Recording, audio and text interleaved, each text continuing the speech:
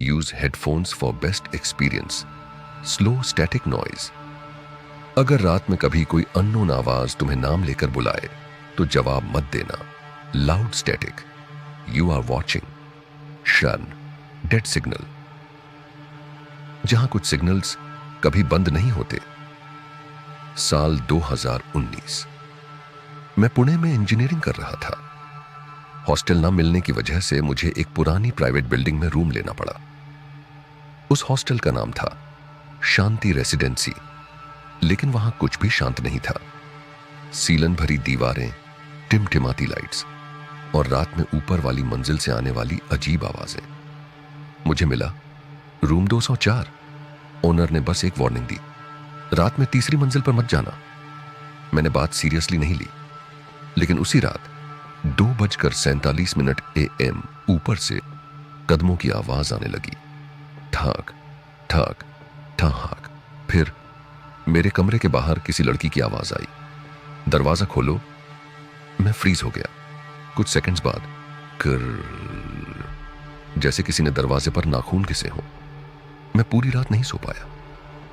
अगले दिन मैंने बाकी लड़कों से पूछा, रात में कोई लड़की आई थी क्या? सब चुप हो गए। फिर एक लड़के ने कहा, तुमने भी आवाज सुनी? उसने बताया, तीसरी मंजिल का रूम 307 3 साल से बंद है, क्योंकि वहां रिया नाम की लड़की मर गई थी। लोग कहते थे वो आज भी रात में दरवाजा खटखटाती है और जो दरवाजा खोलता है वो गायब हो जाता है। उस रात फिर 2:47 AM ठाक ठाक ठाक। इस बार कदम मेरे दरवाजे के बाहर आकर रुक गए। फिर आवाज आई, मुझे अंदर आने दो। तभी मेरे फोन पर अननोन नंबर से कॉल आया। मैंने डरते हुए उठाया। दूसरी तरफ सिर्फ भारी सांसें थीं। फिर एक टूटी हुई लड़की की आवाज, वो तुम्हारे पीछे खड़ा है। Call disconnected. मेरी सांसें रुक गईं, क्योंकि कमरे में मैं अकेला था, या शायद नहीं। अगले दिन मैंने ओनर से रूम 307 की चाबी मांगी। वो डर गया, लेकिन आखिर उसने चाबी दे दी। रात 11 बजे मैं तीसरी मंजिल पर पहुंचा। पूरा फ्लोर अंधेरे में डूबा था और कॉरिडोर के आखिर में था रूम 307। दरवाजे पर खरोंचों के निशान थे। मैंने धीरे से दरवाजा खोला। कमरे में सड़ांध भरी बदबू थी। दीवारों पर अजीब सिंबल्स बने थे और बीच में एक पुराना टीवी रखा था। अचानक टीवी अपने आप ऑन हो गया। स्क्रीन पर सीसीटीवी फुटेज चलने लगी। डेट थी 17 अक्टूबर 2016। रिया कमरे में अकेली बैठी रो रही थी। फिर कैमरा के पीछे से एक लंबा काला आदमी उसके पास आने लगा। उसकी गर्दन इंसानों से बहुत लंबी थी। रिया चिल्लाई, प्लीज मुझे छोड़ दो। अचानक उस क्रीचर ने कैमरा की तरफ देखा, सीधे मेरी तरफ। फिर टीवी से आवाज आई, तुमने दरवाजा खोल दिया। अचानक कमरे की लाइट्स बंद हो गई। DH दरवाजा अपने आप बंद हो गया। फिर मेरे पीछे कदमों की आवाज, ठाक ठाक ठाक। मैंने फ्लैशलाइट ऑन की। दीवार पर एक शैडो थी, लेकिन वो मेरी शैडो नहीं थी। उसकी गर्दन बहुत लंबी थी। फिर मेरे कान के पास आवाज आई, रिया अभी भी यहां है। मैंने पीछे देखा। रिया कमरे के कोने में खड़ी थी। पूरा चेहरा काला, सफेद आंखें और असामान्य तरीके से खुला हुआ मुंह। फिर उसने दीवार की तरफ इशारा किया। मैंने फ्लैशलाइट वहां डाली और मेरी चीख निकल गई। दीवार के अंदर इंसानी स्केलेटन्स चुने हुए थे। तभी मुझे समझ आया, रिया ने सुसाइड नहीं किया था, कुछ और था जो उस कमरे में रहता था। मैं पूरी ताकत से सीढ़ियों की तरफ भागा, लेकिन पीछे से रिया की चीख सुनाई दी, इतनी दर्दनाक कि मेरे पैर वहीं रुक गए। पूरा कॉरिडोर अचानक ठंडा हो गया। मेरी सांसों से धुआं निकलने लगा।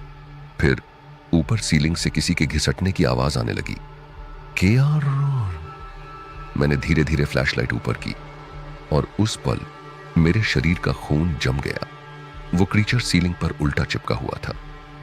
उसकी लंबी गर्दन धीरे धीरे मेरी तरफ घूम रही थी और उसकी सफेद आंखें सीधे मुझे देख रही थीं।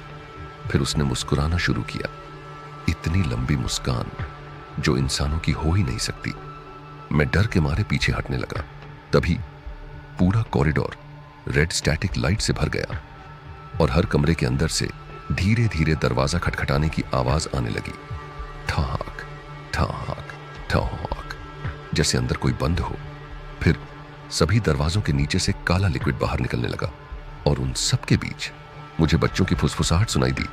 मत जाओ, हमें यहां छोड़कर मत जाओ। अचानक मेरी फ्लैशलाइट बंद हो गई। पूरा फ्लोर अंधेरे में डूब गया। फिर मेरे बिल्कुल कान के पास बहुत धीमी आवाज आई, अब तुम भी यहीं रहोगे। अचानक टीवी फिर ऑन हुआ। स्क्रीन पर मैं खुद दिखाई दे रहा था, लेकिन फुटेज में मेरे पीछे वो क्रिएचर खड़ा था। फिर मेरे फोन में मैसेज आया, now your signal is connected. उसी पल पूरे कमरे में फुसफुसाहट गूंजने लगी, यहीं रहो, मत जाओ। मैं भागकर दरवाजे की तरफ गया। कॉरिडोर की लाइट्स लगातार फ्लिकर होने लगी और हर फ्लैश में वो क्रीचर मेरे थोड़ा और करीब आ रहा था। अगली सुबह हॉस्टल वालों ने मुझे कॉरिडोर में बेहोश पाया, लेकिन सबसे डरावनी चीज मेरे फोन में थी। उस रात की एक रिकॉर्डिंग अपने आप सेव हो गई थी। उसमें मेरी चीखों के बाद एक लड़की की आवाज आई, अब अगला कौन आएगा? और फिर एक भारी आवाज, सिग्नल कनेक्टेड, लाउड स्टैटिक बम। अगर रात में कोई अननोन आवाज तुम्हें बुलाए तो जवाब मत देना, क्योंकि कुछ सिग्नल्स कभी बंद नहीं होते। Termed some dead signal.